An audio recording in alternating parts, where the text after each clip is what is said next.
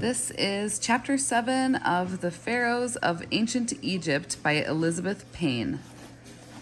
The chapter is titled The Criminal of Akhenaton, Pharaoh Akhenaton.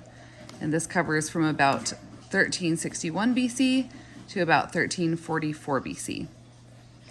16 years after Abdur-Rasul found his cache of royal treasures and mummies, a simple Arab peasant woman made an even more important archaeological find.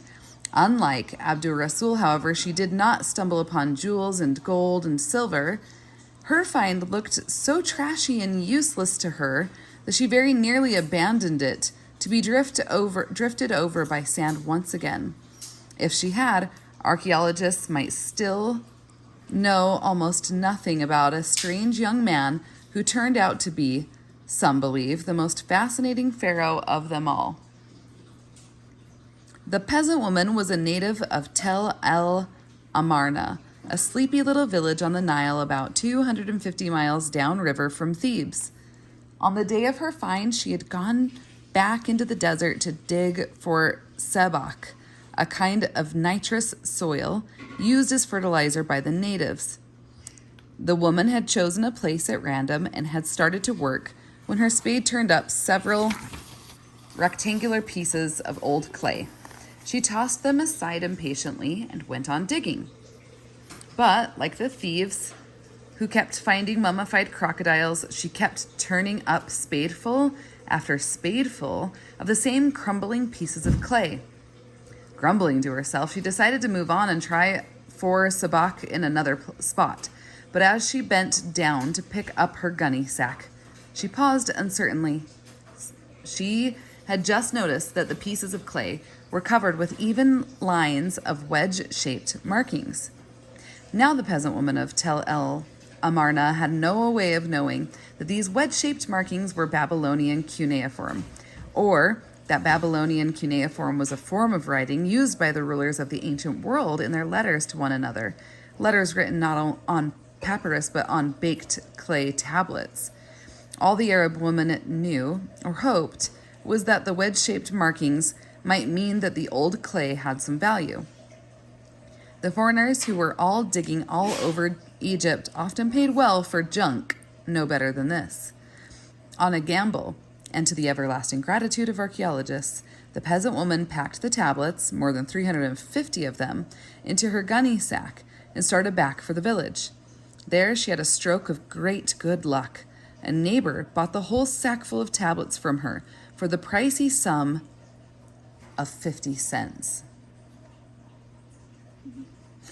The woman hurried off with her riches, and that is the last that history knows of her. The woman's neighbor now sold the tablets to a buyer who recognized the wedge-shaped markings for what they were. But cuneiform tablets had never before been found in Egypt. Experts disagreed on whether they were genuine or forged. The tablets passed from hand to hand until Sir Wallace Budge finally settled the matter. Sir Wallace was a noted British archaeologist and cuneiform expert. When several of the clay pieces were brought to him for judgment, he studied them with growing excitement. The tablets were not forgeries. On the contrary, most of them were ancient and anguished cries for help from cities in Palestine and Syria to the pharaoh, about whom archaeologists knew almost nothing. The Tel El Amarna tablets, Budge announced, were, quote, of very great historical importance, end quote. And so indeed they were, for they opened the door on a little-known and extraordinary interlude in ancient Egyptian history, an interlude of about 21 years, known as the Amarna heresy. 4 years after the peasant woman found the now famous tablets, archaeologists began excavating in the empty desert behind Tel El Amarna, and little by little, they uncovered not only the half-ruined palaces, temples, and royal roadways of a great buried city, they also uncovered the story of a pharaoh about whom they have been quarreling bitterly ever since. The pharaoh's name, for a time, was Amenhotep IV. To some archaeologists, he was a fanatic and a madman. To others, he was a great reformer, a saint, and the most remarkable of all the pharaohs, the first individual in human history. Perhaps the pharaoh of Tel El Amarna was all of these things rolled into one, if that is possible. Certainly he was one of the most complex and extraordinary men in the history of the ancient world. Here's a picture of Pharaoh Amenhotep III. Some 45 years after the death of Thutmose III, the Egyptian empire had reached new heights of power and wealth. Tribute and trade goods poured into Thebes from the far corners of the known world, and the valley people prospered as never before. The vassal states were so quiet that Pharaoh no longer had to march forth each spring to make a show of force in Syria, Palestine, or Nubia. The ruling Pharaoh, Amenhotep III, had not left the valley for some 10 or 15 years. He devoted himself instead to vast building projects at home and to living a life of luxury, such luxury and splendor that archaeologists have called him Amenhotep the Magnificent. Thebes was now the major city of the ancient world, and a great sprawling, overcrowded metropolis. Thebans and foreigners elbowed their way through the city's almost impassable alleys, and underfoot everywhere, swelling the crowds and adding to the confusion, were Egyptian sightseers from all parts of the valley. They came with the hope of seeing Pharaoh and to stare in awe at the monuments, temples, and wide processional ways of their splendid, blazing capital. Most particularly, they came to gape at Karnak, for Amon's temple precinct was now so huge that the three great modern cathedrals of St. Peter's in Rome, Notre Dame in Paris, and Milan in northern Italy could fit inside its encircling walls with room to spare. To escape the din and turmoil of the capital, Pharaoh Amenhotep III had built his royal precinct on the western bank of the Nile, across the river from the city. There, with his tiny, forceful wife, Queen Tai, he lived a life as dazzling in its oriental splendor as any tale from the Arabian Nights entertainments. The court echoed to the sound of laughter and music, day and night. Brilliantly dressed courtiers and foreign guests thronged the palace's flower-filled courtyards, its beautiful reception rooms, and its columned banqueting halls. Days were given over to gossip and games, to picnicking on the river in the gaily decorated barges, and to lion and antelope hunts in the desert behind the cliffs. When night fell, there were moonlight water festivals on the private lake Amenhotep had built for Queen Tai near the palace. Or the king and queen would feast until dawn with their guests, while jugglers, wrestlers, and dancing girls entertained them to the music of flutes, oboes, and harps. Amenhotep and Tai had several small daughters, but as yet no son, and so rejoicing was valley-wide when the queen, sometime around 1386 BC, gave birth to a boy. He was named Amenhotep after his father. Nothing at all is known about the childhood of Egypt's new crown prince, except that he was sickly from birth. He apparently suffered from a glandular disorder that worsened as he grew older. But if young Amenhotep's adult interests and character are any indication, the future pharaoh must have been a bookish and moody child.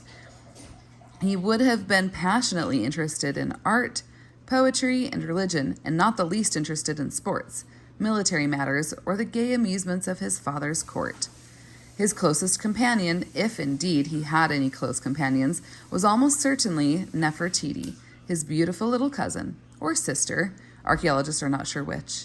As Amenhotep grew into his teens, he and Nefertiti became deeply involved in a battle that was taking place behind the scenes at court. For all was not as peaceful as it seemed in the royal precinct.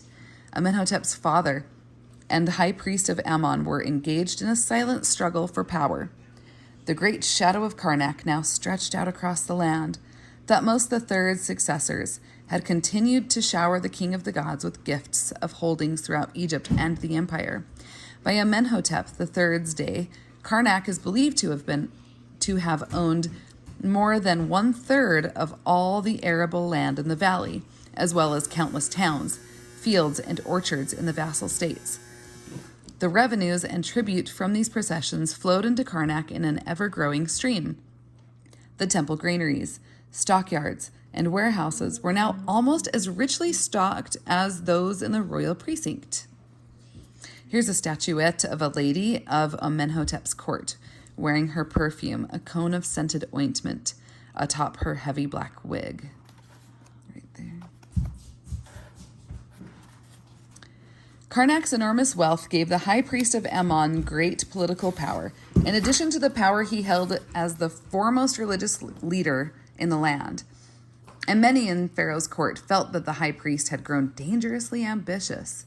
It was rumored that he sought to reduce Pharaoh to a figurehead and rule Egypt himself, not from the throne, but from the awesome regions of Karnak. The idea of open warfare almost certainly never occurred to Amenhotep III or to the high priest. The positions of both men were unassailable, but tension between court and temple had steadily increased as the crown prince grew to manhood. During these years, a new god called the Aton had risen to prominence at court. This new god was the sun itself. Aton was an age-old Egyptian word for the actual physical orb of the sun. The great sun god Ra, for example, was said to live in the Aton. Worship of this new god, many archaeologists believe, was deliberately encouraged by Pharaoh as one means of undermining and curbing the high priest's power. But there were other reasons, too, for the Aton's growing popularity at court. As a result of the empire built by Thutmose III, many Egyptian nobles had married high-born ladies from Syria, Palestine, Babylonia, and Mitanni. These foreign brides had taken easily to Egypt's ways, but less happily to her many strange gods. The Aton, however, was a deity they could understand and worship with a sense of familiarity and comfort. For the visible sun that rode high in the Egyptian sky was the very same sun that warmed the mountains and valleys of their native lands. The ladies of Pharaoh's cosmopolitan court took the Aton to their hearts. There was also another reason for the growth of the Aton cult at court. Egypt's empire was now enormous, a universal god, a god that could be understood and worshipped in common by diverse peoples of the vassal states, would act as a strong unifying force, tending to hold the sprawling empire together. The Aton, visible and understandable to all, perfectly answered the need for such a universal god. For these various reasons, then, Amenhotep III had built an Aton temple within the royal precinct. There he and his court paid homage to the visible sun, despite the tight-lipped disapproval of the high priest of Ammon. Pharaoh also built a small Aton temple in Thebes, just east of the towering walls of Karnak, but there was no open break with the priests of Ammon. Amenhotep also continued to worship at Karnak, as his royal forefathers had always done before him. No one can say how sincerely Pharaoh believed in the Aton, but there can be little doubt about the feelings of his son, the crown prince. As he grew to manhood, young Amenhotep became a passionate devotee of the Aton and an implacable foe of Ammon and his priesthood. When the crown prince was about 21 years old, he and the lovely Nefertiti were married. 3 years later, the now ill and aging Amenhotep III named his son co-regent of Egypt. In a great coronation ceremony at Hermonthis near Thebes, the young prince was crowned Amenhotep IV. The new pharaoh and his queen made an odd and unlikely couple, for Nefertiti was as slim and beautiful as her husband was ungainly and misshapen. His illness had by now distorted the young pharaoh's body. His hips were heavy, his stomach bloated, and his shoulders sloping.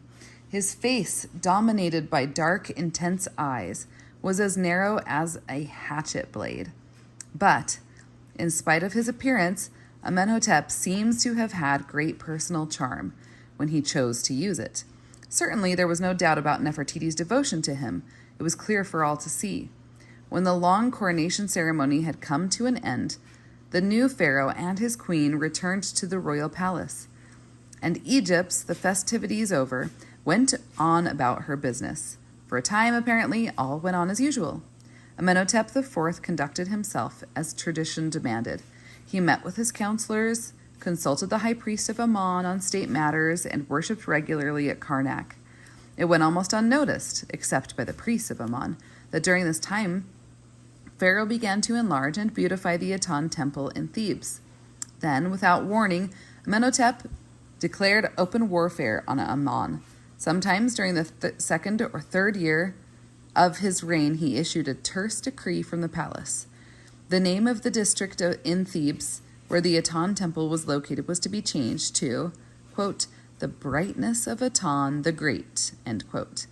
And Thebes itself, the city of Ammon, was to be renamed, quote, the city of the brightness of Aton, end quote. A short while later, the great royal barge, with Amenhotep aboard, put out from the Theban waterfront and headed downriver. When Pharaoh returned to the capital about 10 days later, he shut himself away in the palace with his royal architects and engineers. Soon thereafter, boatload after boatload of stone masons, carpenters, sculptors, and gardeners left the docks of Thebes. In a matter of days, the bewildered capital learned where the ships had gone. Pharaoh was building a great new city downriver. He could no longer tolerate Thebes, dominated as it was by Ammon and his huge temple. Amenhotep's new city was to be dedicated to the Aton, and the Aton alone. Pharaoh had found the site himself on his trip downriver, located some 250 miles below Thebes. It was an 8-mile stretch of empty desert, completely enclosed by the valley cliffs. The cliffs came forward to the river at the lower end of the site, swept back in a wide semicircle, and then came forward to the river again at the site's upper end. Here, in this protected and isolated spot, Amenhotep began the building of Akhetaton, his, quote, city of the horizon, end quote. He drew up the plans himself, or so it is believed, and since he had the entire labor force of Egypt at his command, this city seemed to grow almost overnight. Quote, white and fair, end quote. It contained a vast royal palace, spacious residences for the pharaoh's nobles, studios for the royal artists, a workman's village, governmental offices, and a police barracks.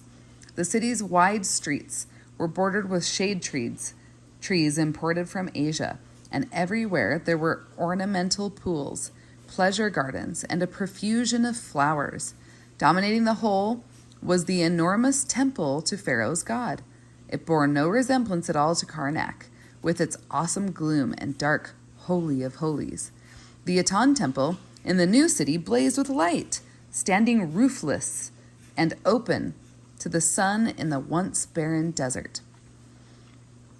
As the new city neared completion, Pharaoh one day abruptly announced that he was changing his name.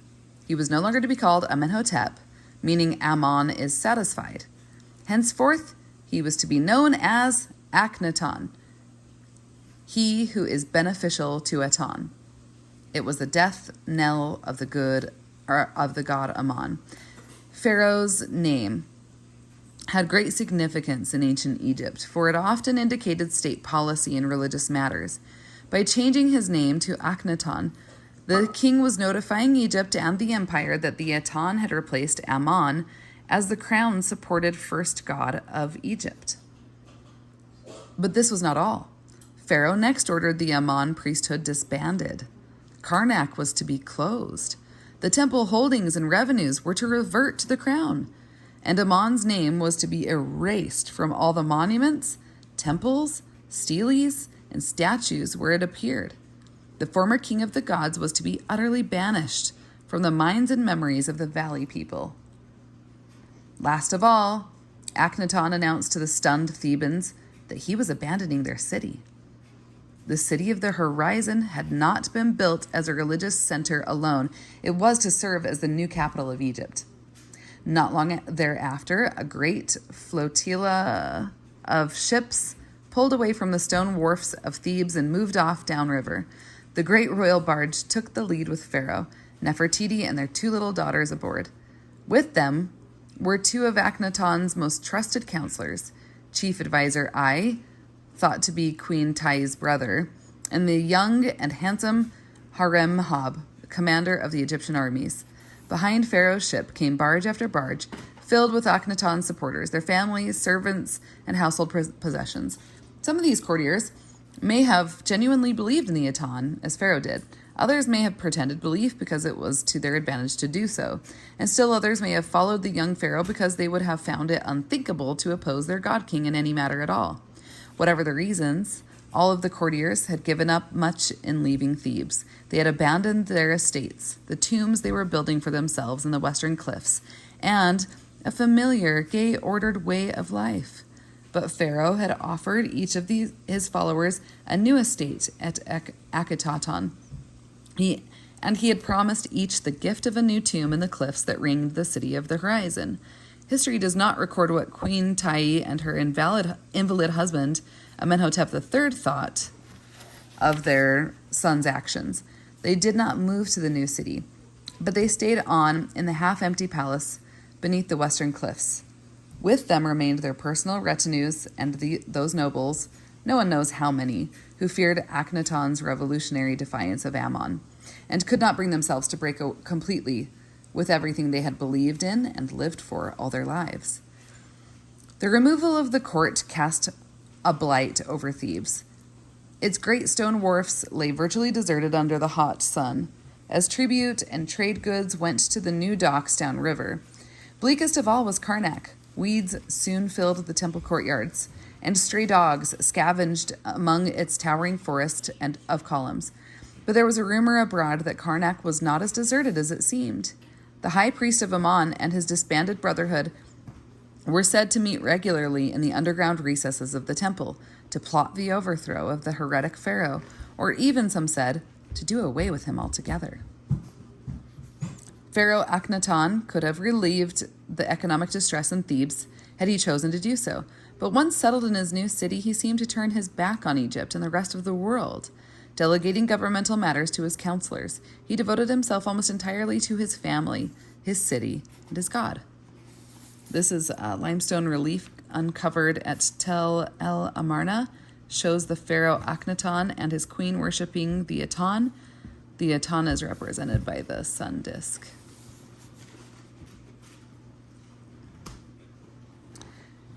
Life in flower-filled Akhenaton must have had the unreal quality of a dream.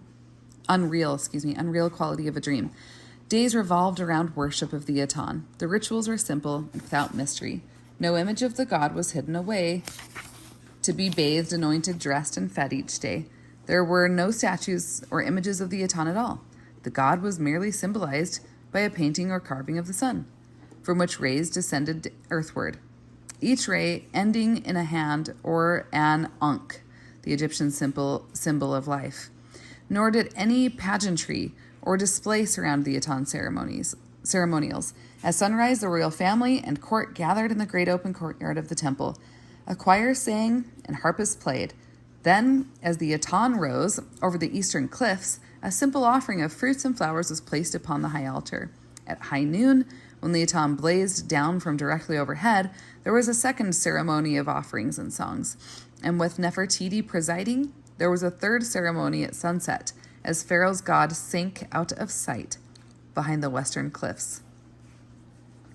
During his first year in Akhenaton, Pharaoh was often seen in public during the hours between religious services. With Nefertiti and one or another of his little daughters, he had 6 altogether. Akhenaton would drive out in his chariot to oversee progress on the city's many uncompleted buildings. Sometimes the royal couple sped along the great royal roadway to the north end of the city, where Akhenaton was building a second palace, complete with private zoo and aviary. Another day, they would gallop back in the desert to inspect the tombs Pharaoh was building for his favorite nobles in the cliffs, or again, they would make their way up a desolate, scorpion-infested ravine between the cliffs to the lonely spot where Akhenaton was building a tomb for himself and his family. And scarcely a day passed that Pharaoh did not visit the studios of his painters and sculptors, for Akhenaton himself, according to his chief sculptor Beck, had taught his artists a revolutionary new way of painting. From childhood, Akhenaton must have fretted against the age-old traditions of Egyptian art. Animals and birds were painted and sculpted in a lifelike manner, in flight or on the run, but since the days of unification, 1800 years before, Strict artistic and religious rules had governed the drawing of human beings. Each part of the body was shown in what the Egyptians considered its most typical pose: head in profile, shoulders and hips facing forward, and legs in profile. As a result, the portrayal of people was so rigid and unchanging that it was hard to tell a painting made in Akhenaton's day from one made when Cheops ruled 1,500 years earlier. The rules governing the painting or sculpting of Pharaoh were particularly strict. As a great god, he must always be shown larger than life size, towering over the little mortals he governed. He was to be painted only in one of several standard poses, and he must always be shown as young, slim, and handsome, no matter how old, fat, and ugly he might actually be. Akhenaton changed all these rules. He trained his artists in a rudimentary use of perspective, and he insisted that they paint and sculpt people as they were. Not only the Akhenaton's oddly shaped body to be faithfully reproduced, but the standard pharaonic poses were to be banished. Pharaoh and the royal family were to be painted and sculpted as they were, and as they went about their daily tasks and pleasures.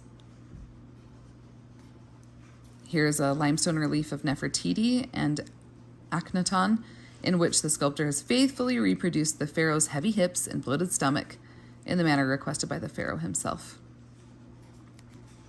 As a result, the artists of the new city portrayed Akhenaton holding audience with one arm around Nefertiti's waist. They showed him lounging in his garden, dandling one of his little daughters on his knee, or gnawing away at the leg of a roast duck at dinner. All of Egypt could now see their awesome god king in intimate, homey little scenes such as these. They made for a refreshing and naturalistic form of art, but in tradition-bound and tradition-loving Egypt, that may well have been a grave political mistake. The Egyptian people wanted and needed to think of their god king as awesome, remote, and all-powerful. Akhenaton's art may have seriously diminished his stature in his people's eyes and even caused them to ridicule him slyly behind his back. After his second or third year in Akhenaton, Pharaoh was seen less often about the city. His health had worsened, but more importantly, he had by now become totally obsessed with the deeper meaning of his god. At last he wrote a hymn to Aton that expressed everything that he had come to believe. Thou risest beautifully in the horizon of heaven, O living Aton who creates life. When thou risest in the eastern horizon, thou fillest every land with thy beauty. Thy rays, they embrace the lands to the limits of all thou hast made. How manifold are thy works! They are hidden from the face of men, O sole God. Thou madest the earth at thy will when thou wast alone. Men, cattle, all animals, everything on earth that goes on its feet. Everything that is on high that flies with its wings. Thy rays nourish every field. When thou risest, they live and flourish for thee. Thou makest the seasons. Thou hast made heaven afar off in order to shine therein, and to see all thou hast made, thou alone. Long before the ancient world was ready or able to accept such a concept, Akhenaton had reached the conclusion that there was one God, and one God alone in all the universe. If there was but one true God, Akhenaton reasoned, then all the hundreds and hundreds of Egyptian and foreign gods signified nothing and must be swept away. Having reached this conclusion, Pharaoh acted upon it with abruptness and indifference to consequences that characterized every move he made. From the city of the horizon, a decree went forth to all Egypt, forbidding worship of any god save the Aton, Osiris, Ra, and all the other age-old deities, so beloved by the valley people, were to be banished from the world forever. When the decree was issued, there were stirrings of alarm, even among Akhenaton's devoted followers in the new city, and the rest of the country must have been appalled. The lives of the valley people were sufficiently awry by this time anyway. Pharaoh had been so absorbed by the Aton and so lax in his overlordship of the country that Egypt was once again topsy-turvy. Disorder and lawlessness were not so rampant as they had been in the valley's dark ages so long before, but the unemployed soldiers roamed the land, plundering and robbing as they saw fit. Tax collectors, with no strong central authority to control them, were dunning the people unfairly. And everywhere the unfrocked priests of Ammon wandered the byways, secretly stirring up trouble against the heretic who sat on the throne of Egypt. Now, to deepen the valley's distress, came Akhenaton's order banishing the gods who the Egyptians had loved, feared, and prayed to for more than 2,000 years. The gods who guided and controlled every moment of their lives. The valley people's fear and dismay can only be imagined. But once they had recovered from their first shock, there is every indication that they dared to ignore Pharaoh's order. They went on worshiping their familiar gods, but in secret. They would have been encouraged to do so, not only by the priests of Ammon, but by the priests of all the other gods that Pharaoh now sought to overthrow. Even the people in Pharaoh's own city of the horizon took the great risk of defying his order. When archaeologists excavated the workmen's village there, they found dozens and dozens of small household statuettes of Egypt's familiar gods. They had been kept hidden and had been prayed to in secret, almost within the sight of the royal palace. Now trouble arose from a different quarter. Beyond Egypt's borders, her great empire was beginning to disintegrate. The mighty army of Egypt had not been seen in the vassal states for more than 20 years. As a result, many of the North Syrian princes were beginning to agitate secretly for freedom from Egypt's overlordship. Boldest among these princes were Aziru and his son Abdashirata, rulers in Pharaoh's name of a city-state in the Orontes River Valley. These two plotters had found a ready ally against Egypt in the wily old king of the Hittites, a powerful people who lived in central Turkey. With Hittite support, Aziru and his son were now marching against Pharaoh's North Syrian possessions, taking town after town and throwing the northern empire into turmoil. In addition, a nomadic desert people called the Habiru were attacking the Egyptian vassal cities in Palestine. From these beleaguered northern cities, courier after courier galloped down the dusty roads into Egypt, bearing desperate letters to Pharaoh from his Syrian and Palestinian administrators. "I need men to save the rebellion of this land," wrote one governor. "Give me soldiers." "Abdashirta is marching with his brethren," cried out another. "March against him and smite him. The land is in the king's land. And since I have talked thus and you have not moved, the city of Samira has been lost. There is no money to buy horses. All is finished. Give me 30 companies of horse with chariots, men. And from Palestine, all the lands of the king have broken away. The Habiru are plundering all the lands of the king. If no troops come in this very year, then all of the lands of the king are lost." Did Akhenaton ever see these desperate appeals for help? Some archaeologists think not. There is a suggestion that Pharaoh's foreign minister was in league with the traitorous Aziru and simply filed the letters away without showing them to Akhenaton. More probably, Pharaoh did see the letters and ignored them. There was no place in his religious philosophy for war and violence. The Aton loved all men equally. Pharaoh's god was a god of peace. In any case, whether he saw the letters or not, Pharaoh took no action. Neither armies nor funds were sent to put down the rebellions in the north. The poignant appeals for help were filed away in the Foreign Office, and there they lay during the long centuries until the peasant woman of Tel El Amarna dug them up out of the sand again some 3,000 years later. Akhenaton's invalid father, Amenhotep III, had by this time died in his palace upriver at Thebes.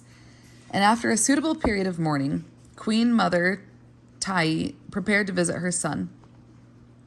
During the years that Akhenaton had lived in the city of the horizon, Tai must have been dismayed and then angered by her son's conduct, for the Queen Mother had watched Egypt sinking deeper and deeper into disorder from lack of leadership on Pharaoh's part. Now she was forced to stand helplessly by as the empire fell apart and as her son did nothing. Both Haremhab, the commander of the army, and chief advisor Akhenaton's elderly counselor, had probably journeyed upriver more than once to confer secretly with Tai. Neither men Neither man, it is believed, could any longer reach Akhenaton. Some say Pharaoh's illness had by now affected his mind.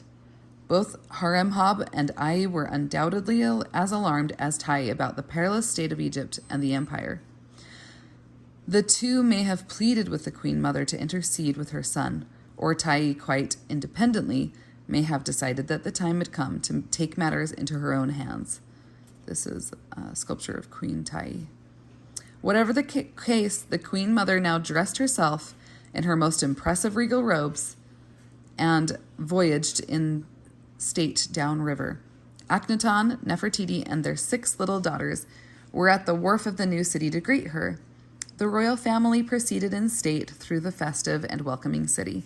Then they retired to the private apartments of the royal palace. And now a veil of mystery falls over the happenings in the city of the horizon.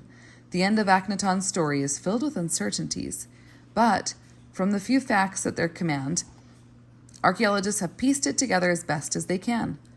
They believe that Tai closeted herself with her son soon after her arrival in Akhenaton. In a series of stormy interviews, the Queen Mother must have forcefully brought home to Akhenaton just how matters stood at home and abroad, and she must have insisted that he face up to the fact that the Aton had utterly failed to capture the minds and hearts of the valley people. They wanted the freedom to worship their old gods openly once again, and they wanted once again to bow down before Amon, the great god who had won them an empire once and could win it for them again. If order was to be restored to the Egyptian world, Karnak must be reopened at once. Akhenaton must be reconciled with the high priest of Amon and restore him to his former power. The argument must have raged for days. In the end, Tai won. Akhenaton was surely most seriously ill by now. The spirit and fight had gone out of him. Nefertiti, archaeologists do not know why, fell into disgrace soon after Tai's victory, perhaps because she refused to abandon the Aton. Nefertiti was banished from the palace and sent to live in exile in the north palace of Akhenaton. With her went her personal servants and Akhenaton's half-brother, a little boy of about 6 named Tutankhaten. Tutankhaten had an older brother named Smenkhkare, who now married Akhenaton's eldest daughter. Smenkhkare was named co-ruler of Egypt by the ailing pharaoh and sent upriver to Thebes with his new bride. There they were to reopen Karnak and restore the high priest of Amon to his former position. 3 years later, both Smenkhkare and his wife were dead. From what causes or by whose hand, no one knows. And at almost the same time downriver in the city of Horizon, Pharaoh Akhenaton too died, presumably from natural causes, but almost certainly in great weariness of spirit. He was no more than 42 years of age. Egypt was now without a pharaoh, and Nefertiti is thought to have acted swiftly, perhaps in a last attempt to keep Atonism alive. Hastily, she married little Tutankhaten to her 12-year-old daughter, Anksenpatan, who was now heiress to the throne. 9-year-old Tutankhaten, who had been raised in the Aton faith, thus became the new pharaoh of Egypt. For a time, Tutankhaten ruled from the city of the horizon, but then he was brought back to Thebes by the now reinstated and triumphant priests of Amon. They forced him to change his name from Tutankhaten to Tutankhamun, and for the rest of his short life, he died when he was 18. He ruled Egypt as a puppet. This is gold and enamel death mask that covered the shrunken, mummified face of Pharaoh Tutankhamun. So he ruled Egypt as a puppet of the high priest. Amon was once more king of the gods, and his priests were more powerful than ever before. They were to hold and increase this power for the balance of ancient Egypt's history. When Tutankhamun died, chief advisor Ai, now a very old man indeed, ruled as pharaoh for about 5 years. Then he too died, and Haremhab, Akhenaton's commander of the armies, seized the throne. As pharaoh, Haremhab devoted his long reign to restoring order in the valley and to firmly leading Egypt back into the age-old ways of her forefathers. It was under Haremhab that persecution of Akhenaton's memory began. The priests of Ammon now turned against the dead pharaoh, and he had once turned against them. Akhenaton's name was erased wherever it appeared in the monuments, temples, or steles, and when he was referred to at all, it was always as, quote, that criminal of Akhenaton, end quote. Akhenaton's court, sensing the way the wind was blowing, had quietly begun to desert the city of the horizon before Pharaoh had died. One by one, his nobles and favorites had closed their houses and sailed back to Thebes to return to Akhenaton no more. With Akhenaton's death and the removal of Tutankhamun to Thebes, the city of the horizon gradually became a ghost town. The insidious desert sands began drifting in over the streets and gardens and the great courtyard of Aton's temple. Jackals from the high desert prowled the once splendid royal roadway by night. Scorpions scrabbled along the palace corridors, and owls and bats inhabited the dark and desolate reception halls. Before many years had passed, the city of the horizon had half disappeared beneath the encroaching desert. Soon it had vanished altogether, and with it vanished all memory of the god who Akhenaton had prayed would live on. Quote, till the swan be black and the raven white, till the mountains rise up and move away and water flows uphill, end quote. On November 26, 1922, a small group of men and women stood before a sealed doorway at the end of an underground passage in the Valley of the Kings. A small opening had been made in the upper left-hand corner of the stone door. In front of it, a candle in one hand and an iron testing rod in the other, stood an archaeologist named Howard Carter. Directly behind him was the English Lord Carnarvon, who had financed Carter's excavations in the desolate burying ground of Egypt's ancient pharaohs. Behind Carnarvon, in a tense little group, stood Lady Carnarvon and some of the most noted Egyptologists of the day. They had all hurried there, some from as far away as London, in response to a cable from Carter to Lord Carnarvon. It read, quote, at last have made wonderful discovery in valley, a magnificent tomb with seals intact, end quote. It was the words with seals intact that had brought these noted people to Thebes on the double. For though tomb after tomb had been found in the valley, all had been entered and robbed in antiquity. Carter's cable implied that he had discovered a tomb untouched since ancient priests had sealed up its entrance thousands of years before. Had Carter actually found such a tomb? Let him tell in his own words what happened that day in 1922 as he stood before the underground doorway. With hands that trembled, Howard Carter carefully inserted the testing rod into the hole he had made in the door. As he later wrote, darkness and blank space, as far as an iron testing rod could reach, showed that whatever lay beyond was empty. Candle tests were applied as a precaution against possible foul gases, and then, widening the hole a little, I inserted the candle and peered in. Lord Carnarvon, standing anxiously beside me to hear the verdict. At first, I could see nothing, the hot air escaping from the chamber causing the candle flame to flicker. But presently, as my eyes grew accustomed to the light, details of the room within emerged slowly from the mist. Strange animals, statues, and gold. Everywhere, the glint of gold. For the moment, an eternity it must have seemed to the others standing by, I was struck dumb with amazement, and when Lord Carnarvon, unable to stand the suspense any longer, inquired anxiously, "Can you see anything?" It was all I could do to get out the words, "Yes, wonderful things." Carter had seen wonderful things indeed, piled on top of each other and filling every inch of square space. Beyond the door were golden couches, dismantled gold chariots, life-size statues wearing gold kilts and gold sandals, inlaid caskets, beds, intricately carved chairs, bouquets of flowers, and great golden throne. This is deep underground. Archaeologists peer into one of the golden shrines in Tutankhamun's tomb. Surely never before in the whole history of excavation, Carter continued, had such an amazing sight been seen as the light of our torch revealed to us. The first light that had pierced the darkness of the chamber for 3,000 years. Presently it dawned upon our bewildered brains that in all this medley of objects before us there was no coffin or trace of mummy.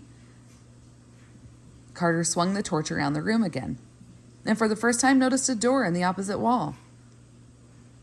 The explanation gradually dawned upon us. We were but on the threshold of our discovery. What we saw was merely an antechamber. Behind the door, there were to be other chambers, possibly a succession of them, and in one of them, beyond any shadow of a doubt, in all his magnificent panoply of death, we should find the Pharaoh lying. Carter was right. When the far door was at last opened, the archaeologists found an enormous golden shrine. Within it was a series of smaller shrines, and within these a series of coffins, the innermost made of solid gold. When its heavy lid was lifted free, there lay the mummy of Akhenaton's half-brother, the boy pharaoh Tutankhamun. Over his face was a portrait death mask in solid gold. His hands and toenails were sheathed in gold. There were jeweled necklaces about his throat and gold rings on his fingers. It was a stupendous find, one of the greatest in the history of Egyptology. But once they have recovered from their wonder and excitement, the discovery set archaeologists to musing. For Tutankhamun had been one of the least important of the pharaohs of ancient Egypt.